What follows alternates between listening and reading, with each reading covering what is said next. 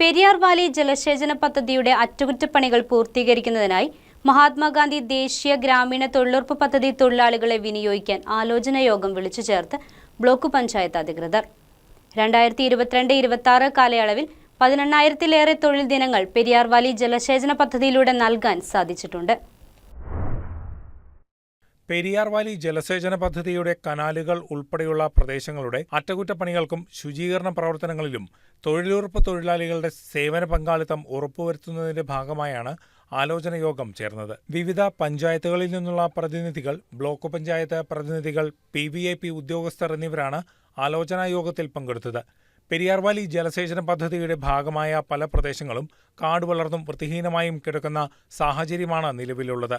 ഇവിടങ്ങളിൽ പലവിധ പ്രവർത്തനങ്ങൾക്കായി തൊഴിലുറപ്പ് തൊഴിലാളികളെ നിയോഗിക്കുന്നതുമായി ബന്ധപ്പെട്ട് യോഗം ചർച്ച നടത്തി. കീരമ്പാറ, നെല്ലിക്കുഴി, കവളങ്ങാട്, കോട്ടപ്പടി, പിണ്ടിമന പഞ്ചായത്തുകളിലൂടെയാണ് പെരിയാർ വാലി ജലസേചന പദ്ധതിയുടെ കനാലുകൾ കടന്നുപോകുന്നത്.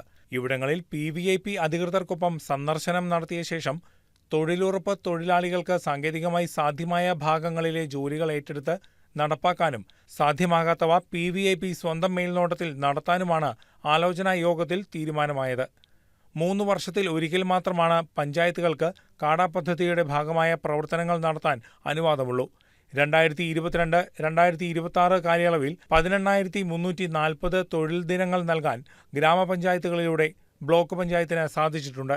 വികസനകാര്യ standing committee chairperson Ranikutty George സ്വാഗതം ആശംസിച്ച യോഗത്തിൽ vice president Vijoy P. Joseph അധ്യക്ഷത വഹിച്ചു. ബ്ലോക്ക് പഞ്ചായത്ത് പ്രസിഡന്റ് ജെസ്സി സാജു ഉദ്ഘാടനം നിർവഹിച്ചു. ക്ഷേമകാര്യ standing committee chairman CM Baby, block മെമ്പർമാരായ ശ്രീചിത്ര ശ്രീനിവാസൻ, വൃന്ദ മനോജ്, പഞ്ചായത്ത് പ്രസിഡന്റുമാരായ ബിന്ദു ജോർജ്, സനീറ നസീർ, ഉമേഷ് ശിവകുമാർ, PVIPയിൽ നിന്നുള്ള എക്സിക്യൂട്ടീവ് എഞ്ചിനീയർ ജോർഡി ജോർജ് എന്നിവർ സന്നിഹിതരായിരുന്നു.